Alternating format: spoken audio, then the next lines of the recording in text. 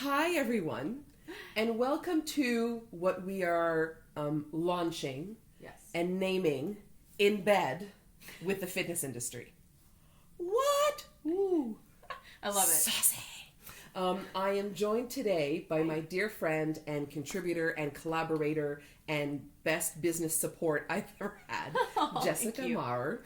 We are filming this from DC today, which is an event, SCW Mania, where both Jessica and I are presenting and participating. Yes. And we thought it was the perfect time to pick her brain and share that with all of you. And to get in bed. Her bed's actually just right next to it, but this is day bed, night bed. You know, it's a little bit different. Jessica, I will start with a question that is, you and I have known each other for a long time. Yes. We've done lots of things together, including dance together, and now being in bed together. Yes. Tell me a little bit about how you transitioned from being on the front lines of the fitness industry to slowly but surely over the years creating a behind the scenes, behind the computer, fantastic career for yourself, and how you've done that and worked with really incredible people that I know we all admire in the fitness industry. I told him today in one of my sessions that I really like to be on my computer pretending to be someone else. So really and truly, it came out of scrappiness. I needed my first master trainer gig. I needed a website in order for people to register for my sessions and to register for the training and to pay me money. And the company that I was working for at the time didn't provide that. I was the first master trainer. They weren't really ready for this growth, but I was ready for the growth. And so I kind of said, I'll do it. And I was really young and decided I'm going to teach myself how to build my own website in order to have this urban striptease aerobics. There you go. That's what it was at the That time. was. And now we're back in urban bed. and back in bed again. How to build my own website so people could register and pay for that certification. We've come a long way in 20 years. It's a big difference. But back then, you had to learn. You had to do it on your own. And so that's where it started. That's how it came to be, was I taught myself. And then from there, as they added on more master trainers in the area, they said, Jessica knows how to do it. You do it. Yeah, go talk to Jessica. And it's kind of grown since then. I taught myself as more updates came in technology. I made sure that I stayed up front with it and I grew with it and I moved forward with it. And then social media was something that just I was at the right place at the right time in the right generation. My college was one of the first to adopt Facebook in 2003 when it was the Facebook.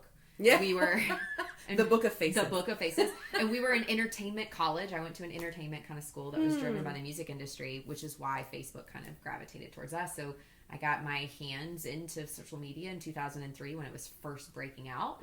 And so I kept running with it from there. But it was all about being scrappy and being independent and teaching myself how to do it.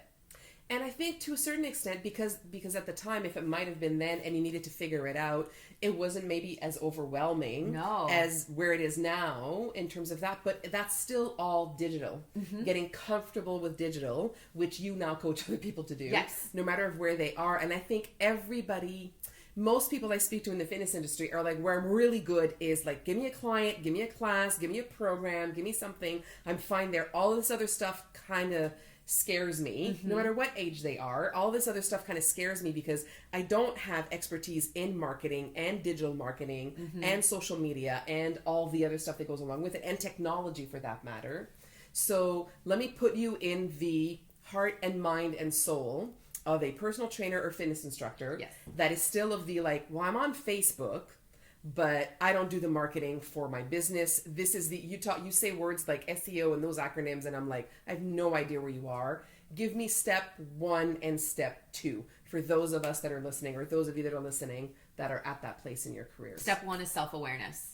Figuring out who you are and what you stand for in the fitness industry. Whether you teach group fitness, whether you are a personal trainer, you have to decide who you are and what face you want to put forward. If you don't know what face you want to put forward and where you want to go, there are too many avenues for you to get lost. You have to know who you are, be self-aware of who that person is. 5 characteristics that I usually ask people for. What are your top 5? What 5 things, if I gave you a microphone, could you talk about forever? What are you really, that shows what you're actually really passionate about and what you can start to create and move forward with. So my one thing I always ask people to do is like, take a moment and reflect on who you are in your business as a fitness professional. Who is it? And I love that you asked for 5, because I think one of the things that scares us, and one of the questions that I've heard you ask in a lot of sessions, and you and I talked about when we started working together, is that kind of like avatar in marketing speak, or that ideal client. And in the beginning, you're like, but I don't want to remove anybody. I don't want to get rid of anything. So I love that you're like, there can be 5 things, maybe not 20, but there can be 5 things. So, write them down and then put them in order, and something that you'd be happy to talk about and share, and get the microphone and scream and sing to praises of forever.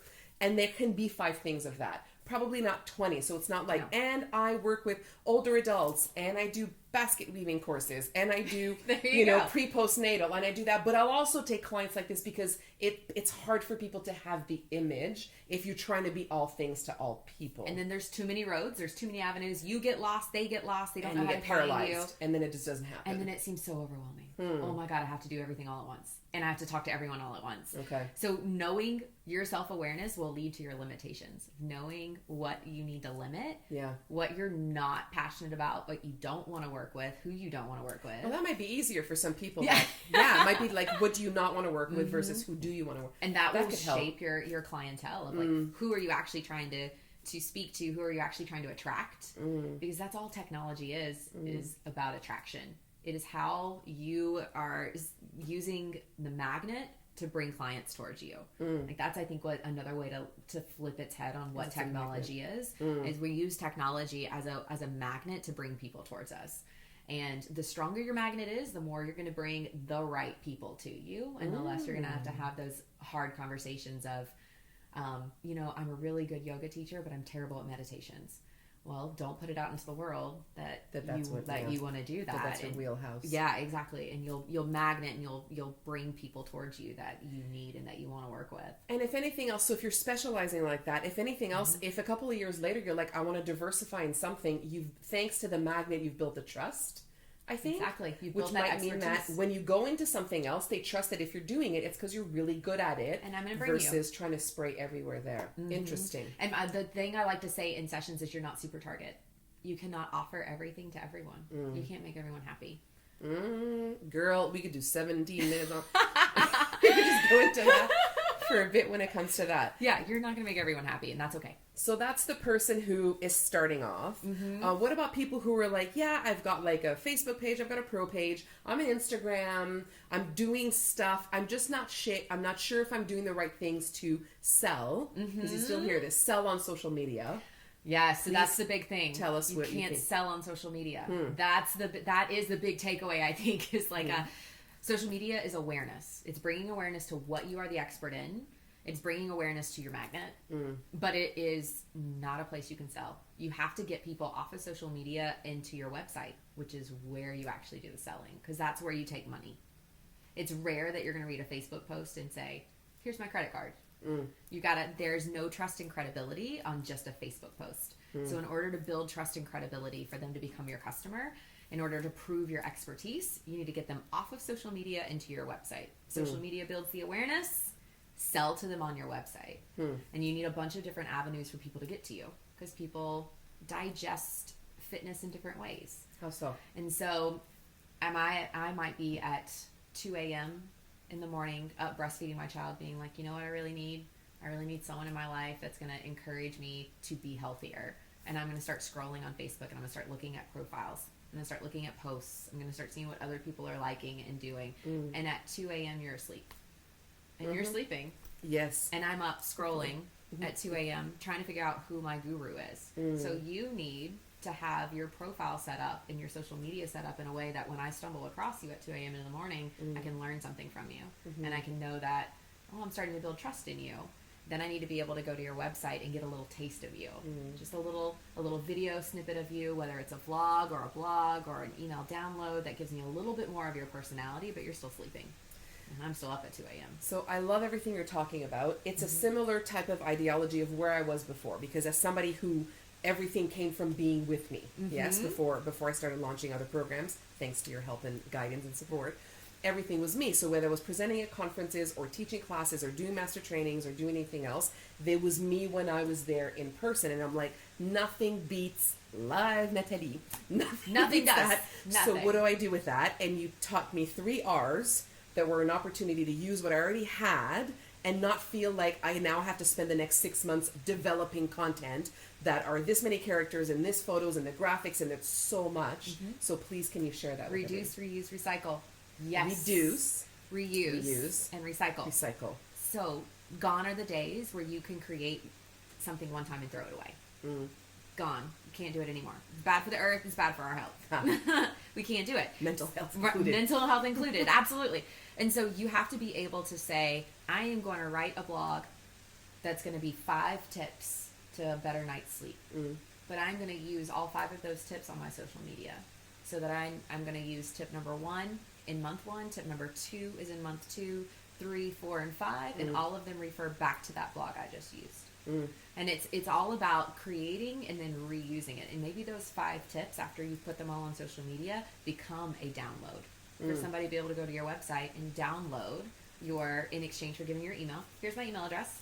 And you say, here's your download. Here are 5 tips to a better night. And so if you're creating anything, Yes. social media personal training plans, group fitness classes, how can you turn it into as many different modalities as possible? How can you put it on YouTube and then reference it on social media and then write a blog about it and then send an email about it? Stretch it out.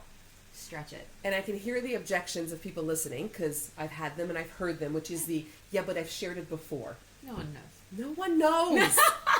No one knows. And there's times even, so Jessica will post some sometimes, and I'm like, I feel like we just put that. She's like, it was 2 weeks ago. And I'm like, yeah. She's like, it was 2 weeks ago. Because in our head, every single person that gets the email, every single follower we have on Instagram, every single friend that we have on Facebook reads everything. But they really, really don't. And if they read it like this. Yes. And then the second time they'll read it again. And then the third time. And if anything, the feedback I'm getting is, I love the stuff you're putting.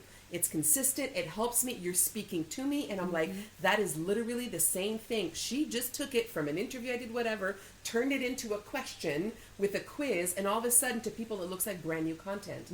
And I think we need to get over that. I think we need to get over the fact that to us, it might feel repetitive because we're swimming in it. But people don't digest our information like that. And if anything, it helps you be consistent. And it helps you become valuable, because it's not some fly-by-night opinion. No. It actually is on your 5 based on who you are and what you want to say in the microphone. And the microphone just, listen, all artists, Beyonce sings the same song. The same songs. And nobody's and like, Beyonce, come up with something new. I heard this last year at your concert. No. No, they don't do that's that. not what it is. They love that they can count on her to still sing the hits. And there's also a law of 3. What's that? You have to hear something 3 times before you either do it or believe it. You have to hear something 3 times before you either do it or believe it. So how many? At least 3. At least 3. At least 3. So if you're putting these things out into your social media and you're only posting it once, people are like, yeah, that's great, moving on. And you do it again, maybe a month later, like, oh, I kind of remember something about that. Yeah. And by the 3rd time, the manager is like, oh, yeah, now I get it and I can apply it into my life. But it usually takes 3 times. And think about how long it is, our attention span right now. Whether we're scrolling, hold on, I'm going to do this. Whether we're scrolling this way or this way. I mean, a story is what, 3 seconds? If you're scrolling this way, you got like a half a second. They're not reading the whole shebang, the Google whatever. They're reading one thing, right? The first sentence. And if you're obsessed with coming up with new content, you're then being reactive and you don't have a strategy. And that's where you get in trouble on social media. Because reacting is when you start putting out emotional things in response to what other people are saying, or you're not putting out content that speaks true to your heart. And then if it's not really you at 2 a.m. in the morning and I'm going through your profile, we're not going to match. No. I'm not going to hear you, and my heart's not going to sing to your heart. And so you're going to miss that clientele. And you have to have a strategy when it comes to social media so that you are putting your best foot forward. You have to have a strategy for your blog so that you're building people, taking people off your social media into your website where they can purchase programming from you. And so just so you guys know, to validate a little bit the stuff that you do, you are obviously the person that helps a strategy with me, but you do it for lots of other people and brands. Are there any that you're happy to share with us? Oh, yeah, absolutely. Okay. So I work with Bruce and Mindy Maurer. So I do all of Mindy Maurer stuff and One Day to Wellness. I do One Day to Wellness. Also work with Group X Pro. I co-run the ACE Group Fit page. Group Fit group, on Facebook with Shannon Fable as well. And so we facilitate conversations for Group X instructors across the world. In the past, I've worked with people like Kelly Roberts and Josh Crosby. I've done things for Trisha Murphy-Madden and Leslie Binder. I've done a lot of work with Shannon Fable as well. And then in addition to all of that, I run my own business for Fit for Mom Asheville. Yeah, those are all your side hustles, just to be clear. Those are all the side hustles. Those are all the side hustles. But then you're, more, I guess, every day, every minute, whatever job is with Fit for Mom. I am the Director of Education at Fit for Mom. Yes. And have your own franchise with Fit for Mom. With the team that comes along with that. That is right. So there's a lot going on, and yet we managed to do all of these things. Yes. So speaking of that, one of the things that both you and I hope that professionals in the fitness industry will do is value their time a little bit more. And so one of the things that you coach people on is sometimes knowing who to work with, collaborating, delegating. Talk to us about that. Work smarter, not harder. Work smarter, not harder. Because going back to the idea of the 3 R's, recycle. If you create it once, recycle it, use it over and over again. If you are doing something that is not bringing you passion, not bringing you joy, or you're not good at it, delegate it out. So this is where you have to sit down and you say, I want to work this many hours in a week. Then you have to sit there and say, I want to make this much money in a month. And then you have to do the math. How much money would I have to make per hour in order to get that money at the end of the month? Now, if it's going to take you 14 hours to build a website, how much money is that? It depends on, if you say you want to be paid $100 an hour, then it's $1,400. Yeah. Well, you can definitely find someone to build a website for way less money. You can find somebody to build a website for less than $1,400. That's the one takeaway for right now. Can I tell you what I think it is because it's so foreign to a lot of people, because it feels like technology and it feels overwhelming, and Silicon Valley and everything else. We worry, we're like, how do I even know if they're going to do well? How do I know how to get different quotes? And it's the same thing you would for, a plumber in your house, something that you don't know. Just because it's technology, I think we need to take the fear out of it when it comes to that. And understand. So what I did was, and this is how you and I started working together, is I tried to do it myself for probably about a year or so. And after a year, I knew enough to know what I needed to pay somebody else to do. There you go. Because there's things that I can do, and there's a lot of stuff that I do myself, and I create and I'm like, this is the wheelhouse that I can go. And I built it up a little bit, and I'm like, I'm expanding to this now. But that stuff, so figuring out the SEO of my blogs, I'm like, somebody else can figure that out. This is not something, I cannot start to begin to figure out where to go with that, but other people can do it in 5 minutes. I can spend those 5 minutes finding a gig that'll give me $1,000, and that's what makes more sense. So much more. And if you are spinning your wheels and spinning your wheels and spinning your wheels, then you're not on the right path. Yeah. The path is keeping you from going forward. So you need to then delegate it out. Hire someone. Whether that is finding an intern to work for your facility, whether that's hiring someone like me, a consultant that can come in and tell you where to go, whether that's Joe Schmo down the road that builds websites professionally. Yeah. The thing about the fitness industry, we are a different breed. We're a little different. I mean, we're in bed. And we're like, this is a great idea. This is fine. This is a new thing we're launching. It's going to be amazing. And it is. And it is. It's totally amazing. But we are a little weird. So if you can find a consultant that knows the fitness wellness industry, they're going to be the one that can build it much faster, knowing what people tend to look for and what people tend to need. The other thing that I think is really important is education can take you a long way. Coming to events like this at SCW, where you can have somebody else give you a path to follow by coming into one of those sessions, that could really push you into the direction that you need to go. If it starts to make you feel overwhelmed, that's when you know you need help. If you feel overwhelmed and you get all sweaty palmed and someone talks about building a website and you start profusely sweating and your heart is racing, delegate. Hire it out. Excellent. And then that way you can focus on that live, that in person, in spandex, being nice to people. When you are, and you're at your best. When you're and at you can your do best. that because you're not struggling trying to do everything. And I love that you said if it doesn't bring you joy, if you're not happy to do it, if you hate, like if you dread that part of your week, where you need to, then don't do it. Then put it out somewhere else, because the hour before will suck, the hour after will suck. If you've got a client or a class or anything else before, then you're just not sharing who you are at your Absolutely. And you're not making the money that you're worth, because you're worth your time and the effort that you put into things. You need to be compensated for it, whether it's through joy or whether it's through money. Yeah. Aw. Through joy, through money. Anything that you want to share, or somewhere we can find you in 2020, or find you online, or something that you would like for us so that people can find you and know how to get more Jessica? Yes, so you can follow me at JHM Fitness on Instagram. I'm predominantly active over there, and then there's also Fit for Mom Asheville. So if you follow me on both of those places, that's where I am. And then this year I'm going to be at the Fit for Mom conference, the national conference, in April. Nice. I will be at California Mania in March, so you can come check me out there. I hope to be in a couple of other manias this year. I know they haven't really told us anything yet, so was that a wink to Sarah? Yeah. Wink, hey. And then Idea World. Yes. Idea World in June. Oh, fantastic. So excellent. I'm going to be busy. And we're going to let you go, because you literally have to get on stage and go present a session on all of these beautiful things. Yes. But thank you so much for sharing it with the people that I'm connected with. And I love you, and I'm glad that we're in bed together. Oh, I love it. Joy, everyone.